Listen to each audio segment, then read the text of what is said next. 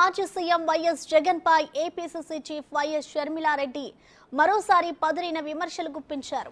జగన్ ను టార్గెట్ చేస్తూ ఎక్స్ వేదికగా ట్వీట్ చేశారు. అసెంబ్లీకి పోని జగన్మోహన్ రెడ్డి ఎమ్మెల్యే పదవికి రాజీనామా చేయాలన్నారు. సిగ్గు మాజీ ముఖ్యమంత్రి శ్రీ జగన్మోహన్ రెడ్డి గారు అంటూ తనదైన శైలిలో రెచ్చిపోయారు. ప్రతిపక్ష హోదా ఇస్తేనే అసెంబ్లీలో అడుగు పెడతా అనడం జగన్ అజ్ఞానానికి నిదర్శనమన్నారు. ఇంతకు మించిన పిరికితనం, చేతకానితనం, అహంకారం ఎక్కడా కనపడవు, వినపడవంటూ ధ్వజమెత్తారు.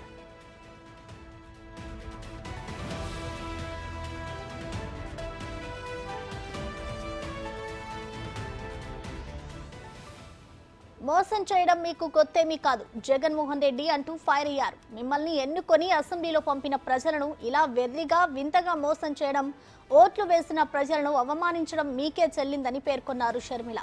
అసెంబ్లీకి పోకుండా ప్రజాస్వామ్యాన్ని హేళన చేయడం దివాలా కోరుతున్నామన్నారు. ఎమ్మెల్యే అంటే మెంబర్ ఆఫ్ లెజిస్లేటివ్ అసెంబ్లీ అని, మెంబర్ ఆఫ్ మీడియా అసెంబ్లీ కాదన్నారు. ఎమ్మెల్యేగా గెలిచింది చట్టసభల్లో ప్రజల గొంతు కావడానికా లేక మీడియా ముందు సొంత డబ్బు కట్టుకోవడానికా అంటూ ప్రశ్నించారు. 5 ఏళ్ల పాలన అంతా అవినీతి, దోపిడీ అని, రాష్ట్రాన్ని మీరు అప్పుల కుప్ప చేసి పెట్టారని విమర్శించారు షర్మిల. నిండు సభలో అధికార పక్షం శ్వేత పత్రాలు విడుదల చేస్తుంటే తాపీగా పాలెస్లో కూర్చొని మీడియా మీట్లు పెట్టడానికి కాదు, ప్రజల్ని మిమ్మల్ని ఎమ్మెల్యేను చేసిందని హితవు పలికారు. గత మీ పాలనపై విమర్శలకు అసెంబ్లీలో ఆన్ రికార్డ్ సమాధానం ఇచ్చుకునే బాధ్యత మీది కాదా? ప్రజలకు అన్యాయం జరిగితే అధికార పక్షాన్ని ఫ్లోర్ ఆఫ్ ది హౌస్ లో ప్రశ్నించే బాధ్యత మీది కాదా అంటూ ఘాటుగా ప్రశ్నించారు. అసెంబ్లీకి పోనని చెప్పే మీరు ప్రతిపక్ష హోదాకే కాదు, ఎమ్మెల్యే హోదాకు కూడా అర్హులు కారని సూచించారు.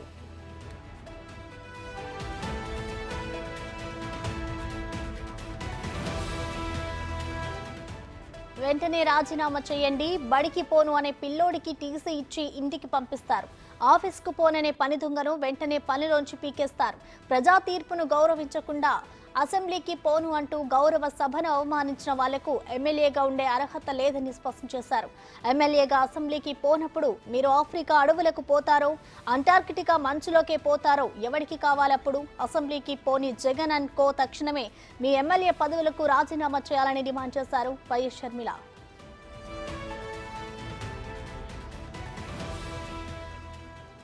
దీనికి సంబంధించిన మరింత సమాచారాన్ని మా ప్రతినిధి శివ అందిస్తారు. శివ, చెప్పండి, వైఎస్ జగన్ మీద అయితే వైఎస్ షర్మిల ఘాటు విమర్శలు చేస్తారు. దీనికి సంబంధించిన డీటెయిల్స్ ఎలా ఉన్నాయి? దీనికి సంబంధించి జగన్ ఏమైనా స్పందించారా శివ?